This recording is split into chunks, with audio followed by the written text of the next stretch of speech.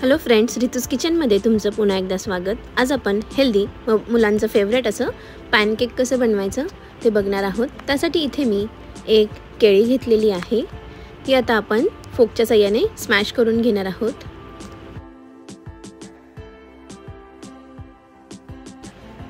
सगळी केळी स्मॅश करून झाल्यानंतर त्यामध्ये आपण 2 चमचे गावठी तूप टाकून घेणार आहोत। इथे तुपाऐवजी बटर टाकलं तरीही चालेल।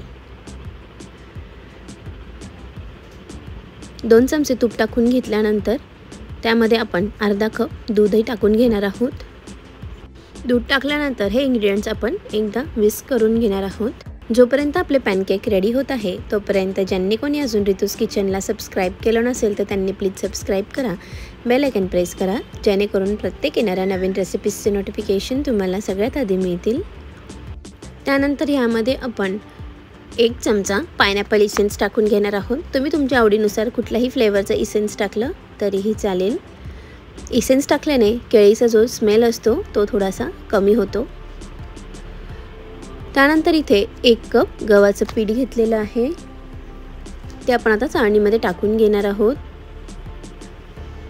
त्यानंतर 3 चमचे पावडर शुगर घेतलेली आहे, ती आपण चाळणीत टाकून घेणार आहोत। हे ड्राय इन्ग्रेडियंट्स आपण चाळून घेणार आहोत। अगदी हेल्दी व झटपट अशी बनणारी ही रेसिपी आहे। ही रेसिपी तुम्ही लहान मुलांसाठी नक्कीच ट्राय करू शकतात, त्यांना फार आवडेल। ड्राय इन्ग्रेडियंट्स चाळून झाल्यानंतर हे सगळं आपण एकदा व्यवस्थित मिक्स करून घेणार आहोत आणि जसं दूध लागेल तसं ॲड करून आपण याचं बॅटर तयार करून घेणार आहोत। यामध्ये मी अर्धा कप दूध टाकून घेतलेलं आहे। अजून जर आपल्याला दुधाची गरज पडली तर ते आपण ॲड करून याचं स्मूथ आणि लम्स फ्री असं बॅटर तयार करून घेणार आहोत।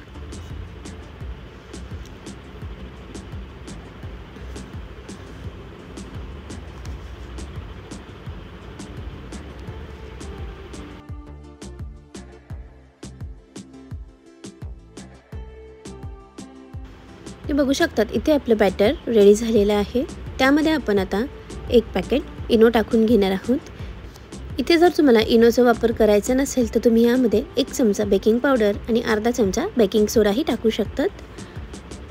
इनो टाकून झाल्यानंतर आपण त्यावर थोडंसं पाणी टाकून घेणार आहोत आणि इनो ॲक्टिवेट करून घेणार आहोत। इनो ॲक्टिवेट करून झाल्यानंतर बॅटर व्यवस्थित असं मिक्स करून घ्यायचं आहे।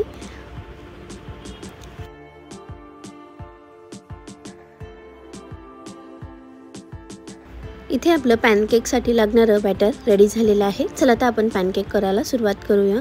सगळ्यात आधी एक तवा घ्यायचा आहे आणि त्यावर एका पळीच्या साहाय्याने बॅटर टाकून घ्यायचं आहे।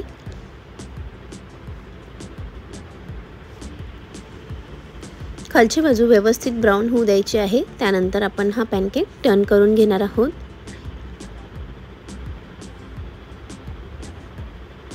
तुम्ही बघू शकतात खालच्या साईडला ब्राऊन असा कलर आलेला आहे। चला तर आपण आता पॅनकेक टर्न करूयात। ते बघू शकतात किती छान व मस्त असा ब्राऊन कलर आलेला आहे। हे पॅनकेक दोन्ही साइडनी व्यवस्थित असे ब्राऊन झाल्यानंतर आपण प्लेटमध्ये काढून घेणार आहोत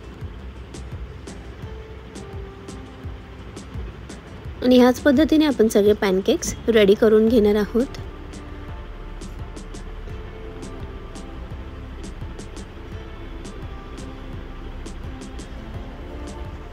ह्या पॅनकेकवर तुम्ही हनी टाकून किंवा नटेला स्प्रेड करूनही एन्जॉय करू शकता। तुम्हाला आवडेल तशी तुम्ही त्याच्यावर टॉपिंग्स करू शकता। सगळे पॅनकेक्स याच पद्धतीने रेडी करून घ्यायचे आहेत। इथे आपले पॅनकेक्स रेडी झालेले आहे। त्यावर आता आपण टॉपिंग लावून घेणार आहोत।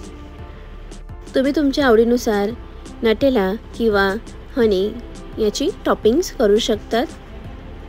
तुम्हाला जर माझ्या रेसिपीजचे व्हिडिओ आवडत असतील तर प्लीज जास्तीत जास्त लाईक करा, शेअर करा, कमेंट करा आणि चॅनल सबस्क्राइब करायला विसरू नका।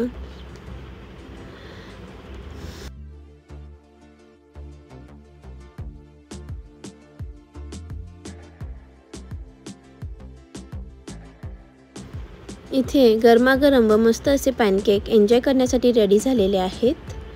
ही रेसिपी तुम्ही नक्की ट्राय करा आणि तुम्हाला कशी वाटली हे कमेंट बॉक्समध्ये कळवायला विसरू नका. रेसिपी बघितल्याबद्दल धन्यवाद. पुन्हा भेटूया अशाच एका नवीन रेसिपीसोबत. तोपर्यंत बाय बाय.